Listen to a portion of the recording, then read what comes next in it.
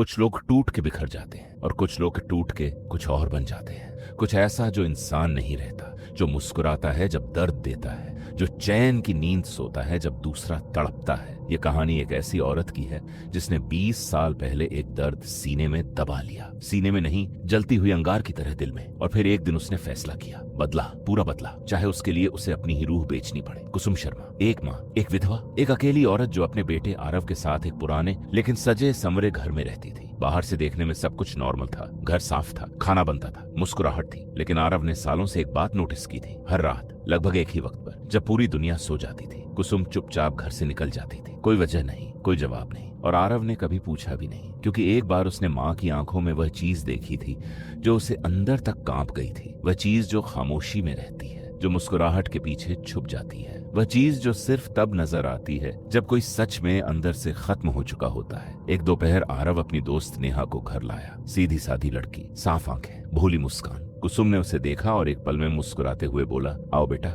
बैठो, चाय लोगी या कुछ मीठा? नॉर्मल, बिल्कुल नॉर्मल। लेकिन जो आगे हुआ वह नॉर्मल नहीं था। बातों बातों में कुसुम ने पूछा, तुम्हारा पूरा नाम क्या है बेटा? नेहा सिन्हा। कुसुम की उंगलियों ने कुर्सी को कसकर पकड़ लिया। और तुम्हारे पापा? विवेक सिन्हा, प्राइवेट कंपनी में है। एक पल के लिए पूरी दुनिया रुक गई। कुसुम के अंदर कुछ हिला, कुछ जो 20 साल से सोया हुआ था। अच्छा, और मूल रूप से कहाँ के हो तुम लोग? वहीं चंद्रपुर गांव से आते हैं। उस एक जवाब के बाद कुसुम के चेहरे पर कोई बदलाव नहीं आया। आवाज नहीं कांपी, हाथ नहीं कांपे, सिर्फ आंखों में एक अजीब सी रोशनी आई, जैसे कोई अंधेरे में माचिस जलाए। कुसुम उठकर किचन गई और वहां अकेले एक पल के लिए वह रुकी और एक खामोश मुस्कान आई उसके चेहरे पर। वह मुस्कान जो किसी को दिखाने के लिए नहीं थी, जो सिर्फ वह जानती थी, जो सिर्फ रात के अंधेरे में थी। थोड़ी देर बाद वह प्लेट में मिठाई लेकर लौटी। घर की बनाई मिठाई है बेटा, खाकर देखो। नेहा ने मिठाई खाई, मुस्कुराई। उसे क्या पता था, ये सिर्फ मिठाई नहीं थी। कुसुम की जिंदगी में विवेक सिन्हा सिर्फ एक नाम नहीं था, वह धागा था जो एक बार टूटा तो पूरी जिंदगी बिखर गई। एक ही गांव में पले बढ़े थे दोनों। बचपन की दोस्ती कब प्यार बन गई किसी को पता नहीं चला। शाम के वक्त मंदिर के पीछे बैठकर बातें करना, मेलों में साथ घूमना,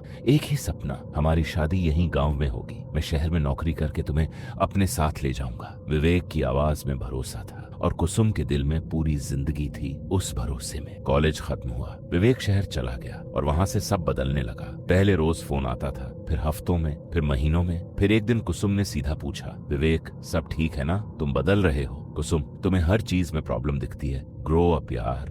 और कुछ दिन बाद फोन आना बंद हो गया पूरी तरह। एक साल बाद विवेक अचानक गांव लौटा। कुसुम का दिल जोर से धड़का, शायद सब ठीक हो जाएगा। वो उस शाम उसे मिलने गई। विवेक, तुमसे कुछ बात करनी थी, हमारी शादी के बारे में। विवेक ने नजर फेरी। कुसुम वो बचपना था, अब जिंदगी आगे बढ़ चुकी है। मैं रिया से प्यार करता हूँ, वो मेरे ऑफिस में काम करती है, अच्छे घर से है, हम लोग शादी करने वाले हैं। इतना कहकर वह उठ गया, पीछे मुड़कर भी नहीं देखा। और उस दिन के बाद वह फिर कभी कुसुम से नहीं मिला। कुसुम रोई नहीं, टूट गई, लेकिन आवाज नहीं निकली। कुछ साल बाद उसके माँ बाप ने शादी करवा दी विजय मल्होत्रा से। अच्छा इंसान था विजय, शहर में फैक्ट्री थी, नया घर, नया जीवन। लेकिन अतीत दिल से कभी नहीं गया। जब आरव सिर्फ 2 साल का था, फैक्ट्री में आग लगी। विजय उस आग से जिंदा नहीं लौटा। एक पल में कुसुम विधवा हो गई। वह रोई नहीं, वक्त ने उसे रोने का मौका ही नहीं दिया।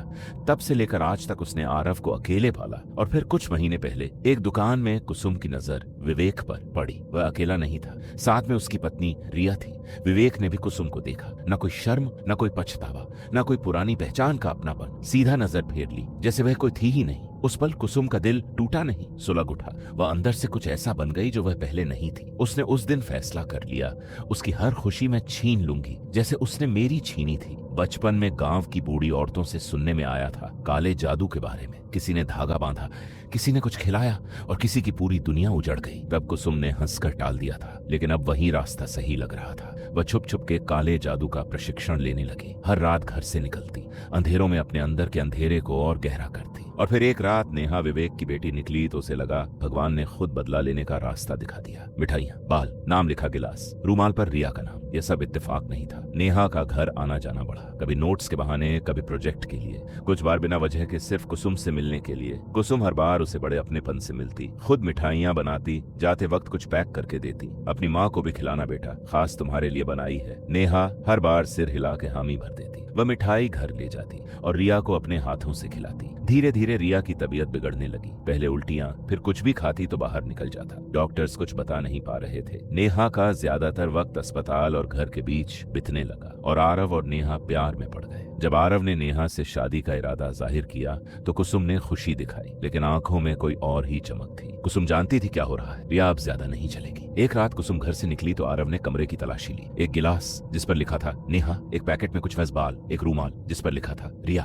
सुबह जब कुसुम लौटी तो आरव सीधा उसके सामने खड़ा था। माँ, ये सब क्या है? तुम रोज कहाँ जाती हो? कुसुम कुछ पल चुप रही, फिर मुस्कुराई और फिर उसने वह सब कुछ बताया जो 20 सालों से अंदर दबा के रखा था। पूरा सच, बिना किसी शर्म के, बिना किसी डर के। वह मिठाइयां, वो नेहा को अपने प्यार में फंसाना, रिया को बीमार करना, सब कुछ उसने खुद किया था और कुछ नहीं रुकने वाला था। आरव रात भर सो नहीं पाया। अगली सुबह फोन आया, आरव मेरी मम्मी नहीं रही। कुसुम के कमरे से अंदर तक एक खामोश हंसी आई। आरव दौड़ता हुआ माँ के पास गया। माँ, रिया आंटी मर गई, अब तो बस कर दो माँ प्लीज। कुसुम की आंखों में एक अजीब सी ठंडक थी। नहीं आरव, अब नेहा की बारी है। आरव रोने लगा, हाथ जोड़े, पैर पकड़े। मार लो मुझे माँ, पर नेहा को बख्श दो।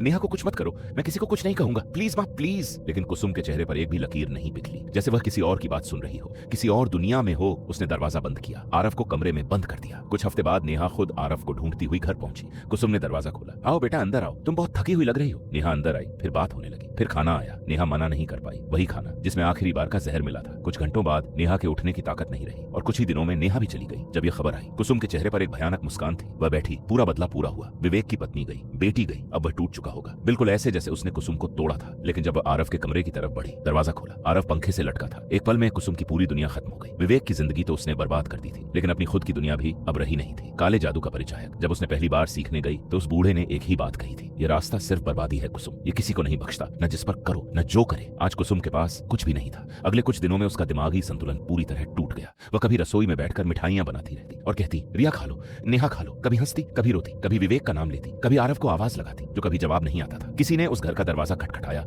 और अंदर से सिर्फ एक आवाज आई, आओ बेटा, घर की बनाई मिठाई है, खाकर देखो। बदला एक ऐसी आग है जो पहले दूसरों को जलाती है और फिर वह अपनी ही राख में दब जाती है। कुसुम ने 20 साल पहले एक दर्द सीने में दबा लिया था और 20 साल बाद जब उसने वह दर्द बाहर निकाला तो उसने सब कुछ निकाल दिया, रिया, नेहा, आरव और खुद अपना आप। कुछ लोग टूट के बिखर जाते हैं और कुछ लोग टूट के कुछ ऐसा बन जाते हैं जो मुस्कुराता है जब दर्द देता है। कुसुम अब भी वहीं घर में रहती है, मिठाइयां बनाती है, उन्हें प्लेट में सजा के रखती है और उन लोगों का इंतजार करती है जो कभी नहीं आएंगे।